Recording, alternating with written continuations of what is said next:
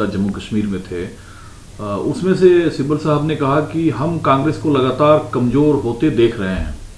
हमने उस कांग्रेस को देखा है जो लगातार बुलंदियों पर रही है। इससे कितना मजबूती मिलेगा कांग्रेस पार्टी को, खासकर जो 5 राज्यों में चुनाव हैं? देखिए, सबसे पहले तो मैं कहूँगी कि ये वक्त ही नहीं था। 5 प्रदेशों में चुनाव है। राहुल गांधी जी लगातार कैंपेन कर रहे हैं और लगातार इवन प्रियंका जी भी जिस प्रदेश के प्रभारी हैं वहाँ पर लगातार कैंपेन कर रही हैं। और ये हमारी पार्टी के मजबूत खंबे हैं। जितने भी लोग जम्मू में मीटिंग कर रहे थे, क्या ये सही वक्त था मीटिंग का?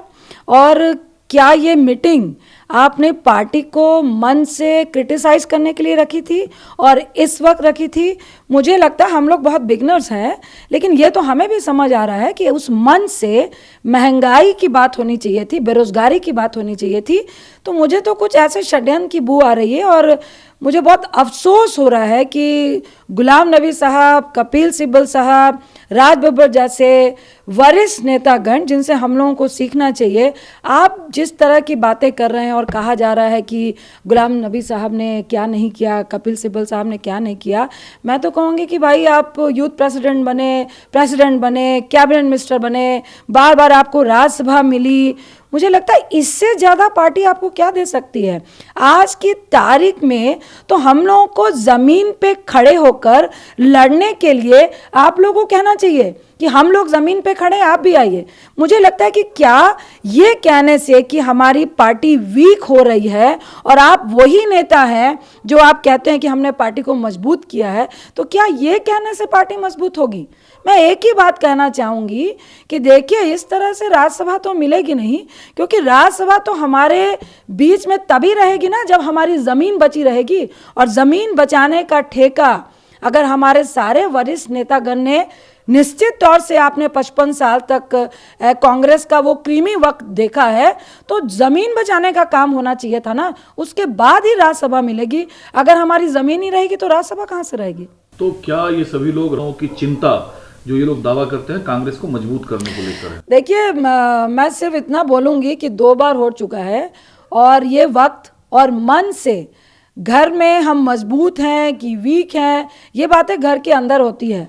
जब आदमी मंच पे खड़ा होकर ये बोल रहा होता है और वैसे व्यक्ति बोल रहे होते हैं जो कांग्रेस को मजबूत करने का दावा भी करते हैं और उनका रिकॉर्ड भी है कि आपने 40-40 साल तक कांग्रेस के साथ रहे हैं और कांग्रेस की क्रीम पोस्टों पे रहे हैं, वैसे लोग मन से बोले कि कांग्रेस वीक हो रही है, तो आप क्या कर रहे हैं? आप हम लोगों को क्या सिखा रहे हैं? तो निश्चित तौर से मैं कहूँगी कि इस तरह तो किसी को भी राज्यसभा नहीं मिलेगी। मैं फिर रिपीट करूँगी कि ज़मीन रहेगी तो राज्यसभा रहेगी और आपके सराखों पे राज्यसभा रहेगी। लेकिन बुजुर्गों का क्या अब फर्ज नहीं बनता है कि हम जो सो को बोलें, कम से कम हम लोगों को लेके सड़क पे आए और महंगाई के लिए लड़ाई करें और बेरोजगारी के लिए लड़ाई करें, किसानों के लिए लड़ाई करें। ये मंच अपोजिशन का होना चाहिए और भाजपा से लड़ने का होना चाहिए था। अपनी पार्टी को क्रिटिसाइज करने का मंच पे खड़े होकर किसी को निंदा करने से वो अपनी पार्टी का, मुझे लगता है ये हल नहीं है और ये हल नहीं, एक तरह का षड्यंत्र है। तो क्या बगावत माना जाए इसे?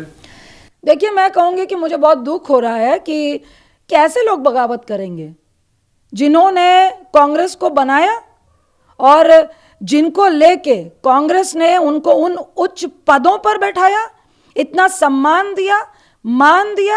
अगर आप उनका रिकॉर्ड देखें, एक तरफ आप कह रहे हैं 3 दशक से कांग्रेस वीक हो रही है। आप तो उस वक्त यंग थे भाई, आप तो मिनिस्टर भी थे, कैबिनेट मिनिस्टर भी थे, मुख्यमंत्री भी थे। तो आप, इसका मतलब 3 दशक से लगातार आप लोग कांग्रेस को कमज़ोर कर रहे थे। इसका मतलब आप खुद मांग रहे हैं कांग्रेस अगर कमज़ोर हो रही थी तो क्या इसका दोष आप सिर्फ गांधी परिवार को देना चाह रहे हैं? क्या इसका दोष पूरी कांग्रेस और जितने वरिष्ठ नेतागण हैं उनका दोष नहीं होगा?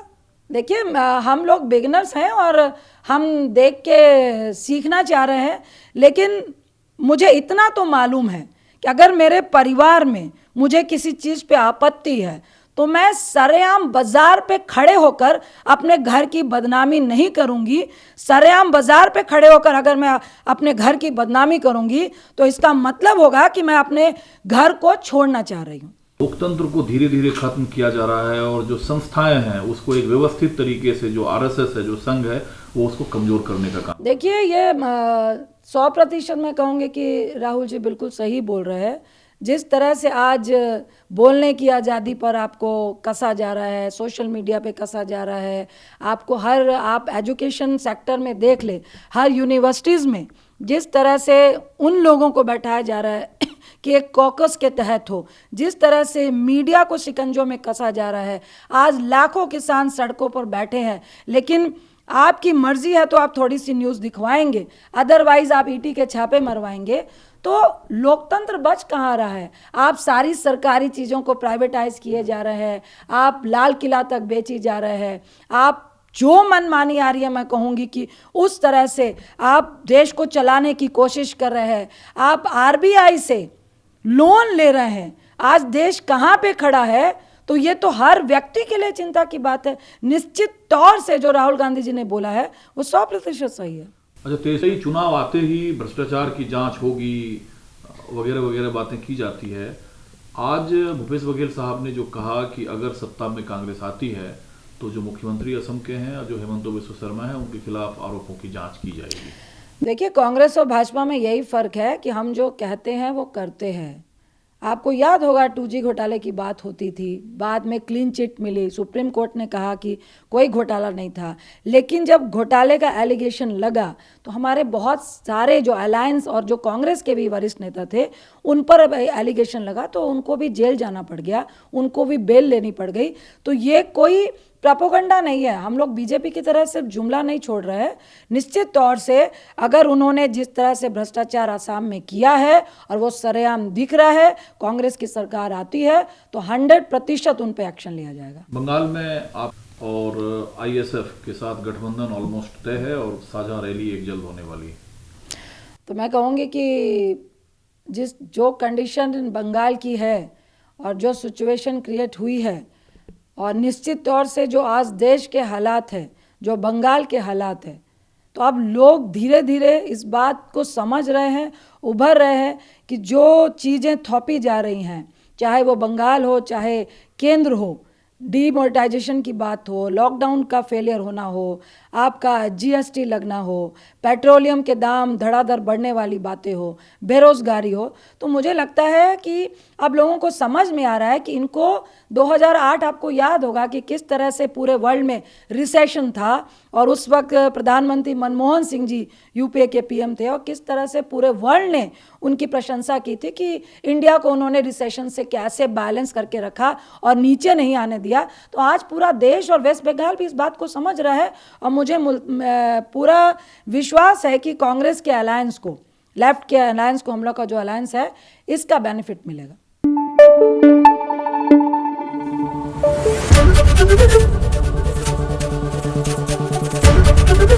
एबीपी न्यूज़ आपको रखे आगे।